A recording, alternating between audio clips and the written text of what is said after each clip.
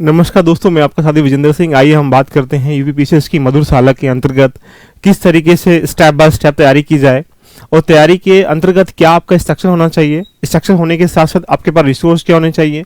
Resource होने चाहिए तो कौन कौन से रिसोर्स आपको नहीं रखने हैं, कौन से रखने हैं, क्योंकि आज हम बात करेंगे यूपीपीसीएस के अंतर्गत स्टार्टिंग से लेकर एंड तक की प्रवृत्ति के बारे में। जब भी आप किसी यात्रा को तय करते हैं, यात्रा तय करने से पहले आप सोचते हैं कि हमें जाना कहाँ है, जाना किस चीज़ से है, जाना किस चीज़ के उपरांत हमें किस तरीके से जाना है, बाइक से जाना है या फिर फोर व्हीलर से जाना है, ट्रेन से जाना है, किसी से भी जाना है। तो ऐसे ही एक यूपीपीसीएस की भी एक यात्रा है। इस यात्रा को तय करने के लिए आपको बहुत सारे आपके जितने भी स्ट्रेटेजी को फॉलो करना पड़ेगा, और स्ट्रेटेजी बिना फॉलो करे आप इन एग्जामों को निकालना एक असंभव सा काम हो जाता है।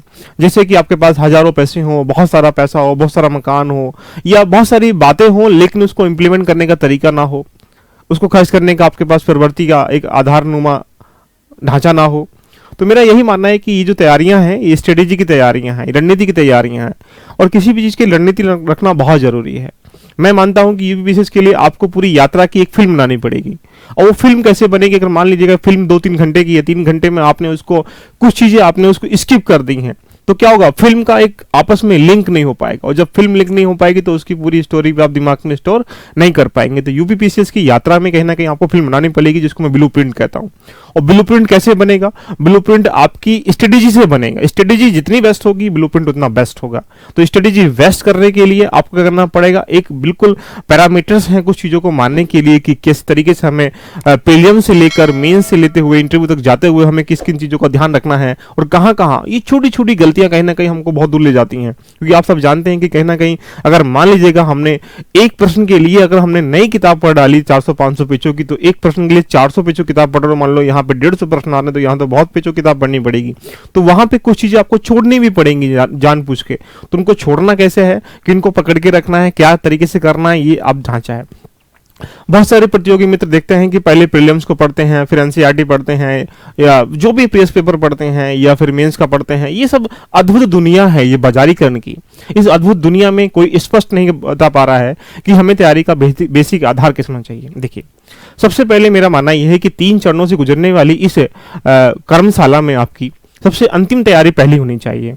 अंतिम तैयारी जितनी मजबूत होगी, वो पहले वाली तैयारी ऑटोमेटिकली उतनी मजबूत होती चली जाएंगी। जैसे मान लीजिएगा इंटरव्यू में क्या जज करेंगे, आपका पर्सनैलिटी टेस्ट, आपकी पर्सनैलिटी, आपका व्यक्तित्व। और व्यक्तित्व में क्या होगा, आपके व्यक्तित्व में ज्ञान से कोई फर्क नहीं है, आपको रिप्रेजेंट करने का तरीका, आपको बोलने का तरीका, आपको चलने का तरीका, आपको देखने का तरीका, आपके अंदर हेजिटेशन है नहीं है, या आपके अंदर जितनी भी चीज़ों को पूछे गए उनको किस तरीके से समझदारी के साथ उनके सामने रखते हैं, ये रखने का तरीका। अगर ये रखने का तरीका आपके सामने जब आ जाएगा तो क्या होगा, उसके उपरांत आप जब तैयारी करेंगे, तो आप जब किसी किताब को पढ़ेंगे, किसी नोट्स को पढ़ेंगे, किसी एनसीईआरटी को पढ़ेंगे, टेस्ट को करेंगे, वहाँ आप ये जज कर पाएंगे कि ये चीज़ें इंपॉर्टेंट है, ये चीज़ें इंपॉर्टेंट नहीं है, या इनको हमें ऐसे करना है, इसको वहाँ से करना है, ये जान पाएंगे। लेकिन हम गलती करते हैं, हम पहले आराम से पहले स्टार्टिंग से चलते हैं।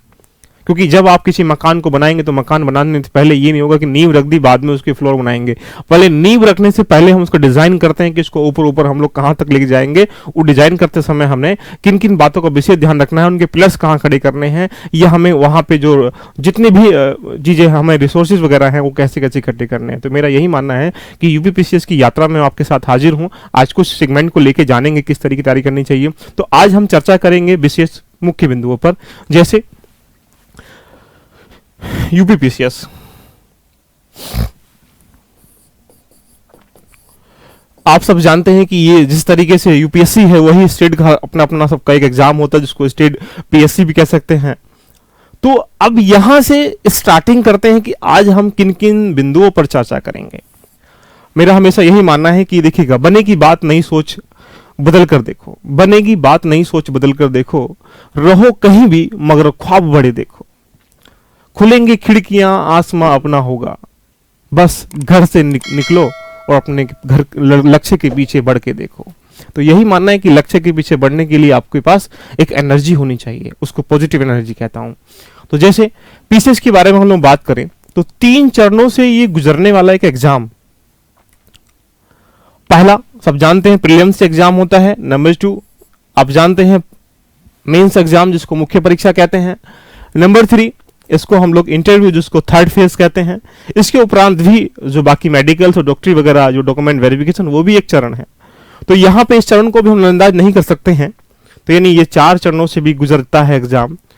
अब यहाँ की रणनीति कैसी हो, इसकी रणनीति कैसी हो, यहाँ रणनीति कैसी हो, या अंतिम रणनीति कैसी हो, ये रणनीति अगर आपके पास नहीं है स्टेप बाय स्टेप करके, तो आप कुछ दूर चलेंगे, 2 दिन 3 दिन बाद डिमोटिवेट हो जाएंगे, और डिमोटिवेट हो गए फिर उसके बाद फिर रणनीति बनाएंगे, फिर डिमोटिवेट हो जाएंगे, फिर रणनीति बनाएंगे।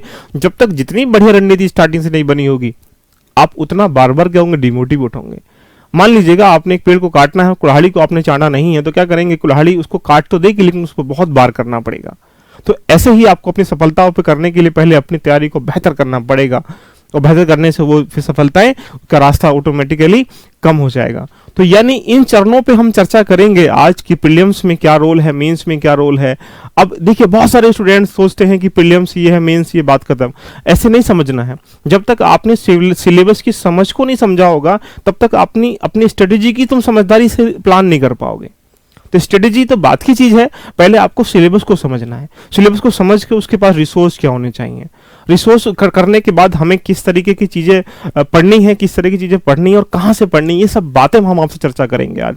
तो जैसे अगर यूपीपीसीएस की चर्चा करें तो आप सब जानते हैं एक ढांचा हम आपके सामने रिप्रेजेंट कर रहे हैं, और उस ढांचे के आधार पर समझना कि हमारे पास कितनी क्वालिटी है यूपीपीसीएस को लेते हुए। देखिए सबसे पहले ये जानना जरूरी है कि यूपीपीसीएस जो है इसका स्ट्रक्चर क्या है, फिर इसकी आपको स्ट्रक्चर के साथ इसके पास सिलेबस क्या होता है। सिलेबस अगर जान जाएंगे तो उसके बाद रिसोर्स कैसे इकट्ठे करने हैं, रिसोर्स इकट्ठे करने के बाद हमें उसकी स्ट्रेटेजी कैसे फॉलो करनी है, कौन कौन सा किस तरीके से पढ़ना है, और लास्ट में जो बनता है वो प्लान आपका कौन सा एग्जाम देने का है। तो 4 बातें बड़ी मुख्य हैं जिस पे हम लोग पहली बात कर रहे हैं कि आपका स्ट्रक्चर क्या होना चाहिए।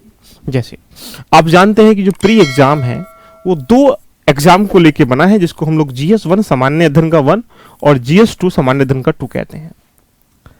एक ही दिन ये होने वाले एग्जाम,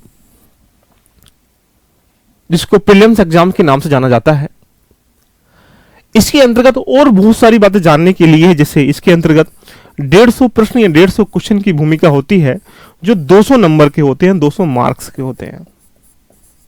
यानी कह सकते हैं कि 150 प्रश्न जो हैं वो प्रीलिम्स में GS के 1 में रखे जाते हैं।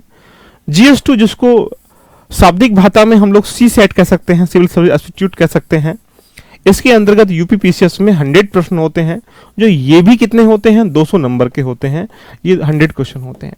ये सिर्फ क्वालिफाइंग पेपर है, जिसको हम लोग कह सकते हैं कि 33% आपको क्या करना है, नंबर लाने हैं, क्वालिफाइंग पेपर है। अगर आप इसमें क्वालिफाई नहीं हो पाएंगे तो आपका ये पेपर भी चेक नहीं होगा, और ये फिर इससे मेरिट बनेगी। इससे मेरिट बनती तो इसका मतलब क्या हुआ कि आपको यूपीपीसीएस क्वालिफाई करने के लिए पहले प्रीलिम्स के चरण को समझना पड़ेगा कि यहाँ पे GS का 1 और GS के 2 पेपर में से ये सिर्फ क्वालिफाइंग है। तो अब इसका सिलेबस क्या है, इसके सिलेबस में कौन कौन सी चीजें, मान लो हिस्ट्री, ज्योग्राफी, इकोनॉमी, ये सब्जेक्ट हैं, ये सिलेबस नहीं है। इस सिलेबस के अंतर्गत क्या है, जैसे मान लो पॉलिटी आप पढ़ रहे हो, तो पॉलिटी में प्री के पॉइंट ऑफ व्यू से हमें कौन कौन सी चीजें इवैल्यूएट करनी है, ये आपको बहुत जरूरी है। क्लियर? तो मैं ये कह सकता हूं कि प्रीलिम्स जो एग्जाम है 2 चरणों से गुजरता है, 2 पॉइंटों से या 2 पेपर से गुजरता है।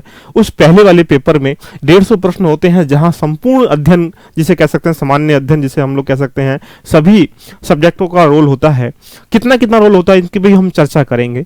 नंबर 2 पेपर की अगर हम लोग बात करें, नंबर 2 पेपर जो होता है वो GS2 का, जिसको हम लोग CSAT के नाम से जानते हैं, वहां पे 100 क्वेश्चन दिए गए होते हैं, वहां पे 200 नंबर का होता है। सिर्फ ये आपको क्वालिफाइंग पेपर है, इसको पास करना पड़ेगा।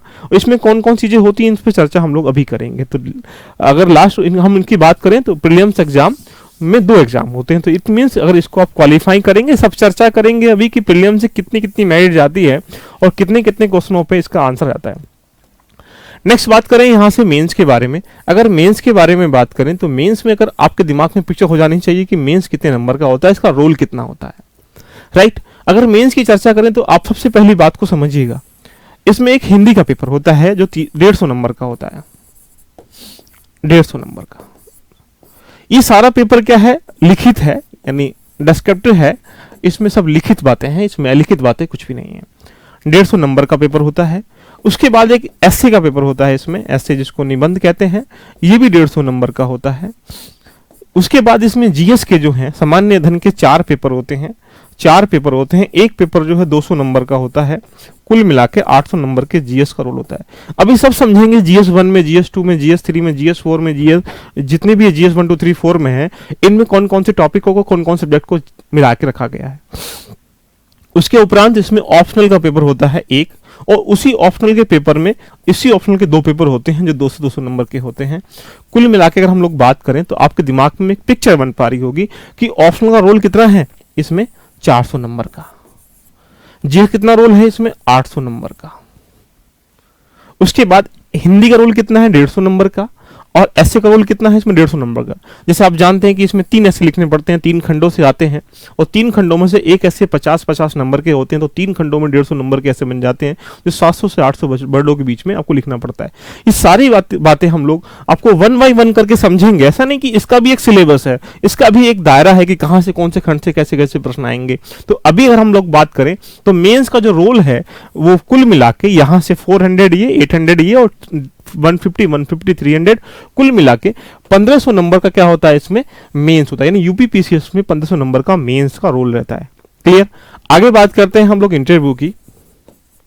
यहां से एक मेरिट लगने के बाद देन जो बच्चे सिलेक्ट होते हैं, कितना कितना रेशियो, उस पर हम लोग बात करेंगे। तो इंटरव्यू यहाँ पे 100 नंबर का होता है।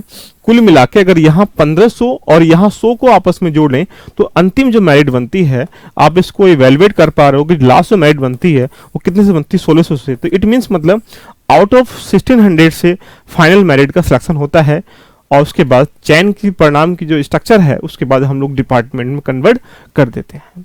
तो यानी ये एक बेसिक आधारनुमा ढांचा था, जहां से सिर्फ हमने आपको ये बताया कि यूपीपीसीएस के अंतर्गत प्रीलिम्स में और मेंस में और इंटरव्यू में कितने कितने नंबरों का एक आधारनुमा रोल रहता है। इसके बाद हम लोग बात करते हैं बेसिक बातों की, जहां पे आपके पास एक आधार चीजें होनी चाहिए। जैसे चुनौती बन जाती है कि क्या रणनीति की आवश्यकता है या नहीं है। मैं कुछ प्रश्न आपके सामने लेके हाजिर हूं। जैसे यूपीपीसीएस की रणनीति के लिए बहुत जरूरी है। जैसे क्यों, जो परीक्षा है इसे करने के लिए जो प्रकृति के अनुरूप है और जो रणनीति है उसकी आवश्यकता इसलिए है क्योंकि आप जान पाते होंगे कि जब तक आप रणनीति इंप्लीमेंट नहीं करेंगे तो इसके जो चरण है, पहले प्रीलिम्स में कैसी रणनीति आपको फॉलो करनी है, अगर आपने वही रणनीति मेंस में फॉलो करी तो आप सोच लीजिएगा कि क्या मेंस क्वालिफाई कर पाएंगे। उसके बाद फिर इंटरव्यू की क्या रणनीति फॉलो करनी है। तो अगर ये 3 चरणों से एग्जाम गुजर रहा है तो प्रत्येक चरण की अपनी अपनी क्या होती है, रणनीति होती है। इसलिए रणनीति आवश्यकता बहुत ज्यादा होती है। इसलिए स्टेप बाय स्टेप करके अपनी पूरा एक पिक्चर ब्लूप्रिंट बन जाना चाहिए।